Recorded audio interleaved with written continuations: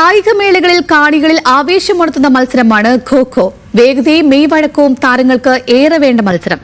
കേരളത്തിൽ അത്ര പ്രചാരമില്ലാതിരുന്ന മത്സരത്തിനെ താരങ്ങളും ആരാധകരും വീണ്ടും സജീവമാക്കുകയാണ്.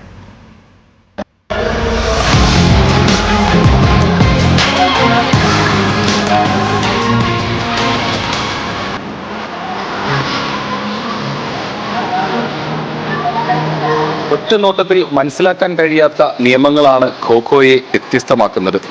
കഥയറിഞ്ഞ് ആട്ടം കണ്ടു തുടങ്ങിയാൽ മത്സരിക്കുന്ന താരങ്ങളെക്കാൾ ആവേശമാകും കണ്ടു നിൽക്കുന്നവർക്ക്.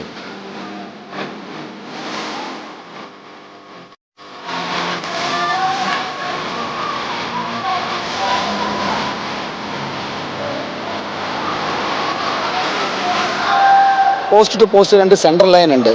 അതിൽ ക്രോസ് ലൈൻ ഉണ്ട്. 8 പേര് ഓൾട്ടർനേറ്റീവ് ആയിട്ടാണ് തിരിഞ്ഞിരിക്കാറുള്ളത്. ഇരിക്കുന്ന ആൾക്കാർ ചേസർ എന്ന് പറയാം. ഓടുന്നത് റണ്ണേഴ്സാണ്. റണ്ണർക്ക് ഏത് ഡയറക്ഷൻ വേണമെങ്കിലും എടുക്കാവുന്നതാണ്. ചേസർക്ക് വന്നിട്ട് ഒരു സൈഡ് തിരിഞ്ഞു കഴിഞ്ഞാൽ അയാൾക്ക് 90 ഡിഗ്രി മാത്രമേ യൂസ് ചെയ്യാൻ പറ്റുള്ളൂ. പുറകോട്ട് ഇല്ല. അതേപോലെ ഈ സെൻട്രൽ ലൈൻ ചേസർ ക്രോസ് ചെയ്യില്ല. അതിനാണ് അങ്ങോട്ട് തിരിഞ്ഞിരിക്കുന്നത്. അപ്പോൾ അവർ അപ്പുറം കടക്കുന്ന ആളിനെ തുടരണമെങ്കിൽ അവർ ഗോ കൊടുക്കുകയാണ് ചെയ്യേണ്ടത്. കായികക്ഷമതയുടെ പരീക്ഷണശാലയാണ് ഖോ-ഖോ മത്സരങ്ങൾ. ഒരു വിസിലിൽ നിന്നും അടുത്ത വിസിലിലേക്കുള്ള സമയം മുഴുവൻ നിർത്താതെയുള്ള ഓട്ടമാണ്.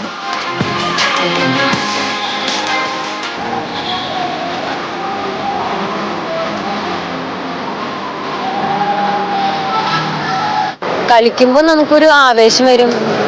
കളിച്ച് ജയിക്കാൻ തോന്നും.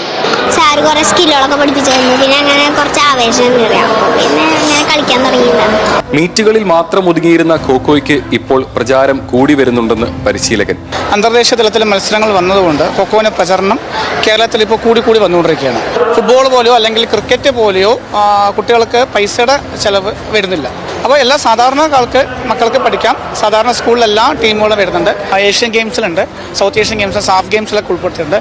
നമ്മുടെ കേരളത്തിൽ നിന്ന് ഒരുപാട് കുട്ടികൾ പങ്കെടുത്തിട്ട് ഗോൾഡ് മെഡൽ വാങ്ങിച്ചിട്ട് തിരിച്ചു വന്നിട്ടുണ്ട്. അപ്പോൾ പണ്ടത്തെക്കാളും ഒരു പോപ്പുലാരിറ്റി ഗെയിമിന് വന്നിട്ടുണ്ട് നല്ലപോലെ.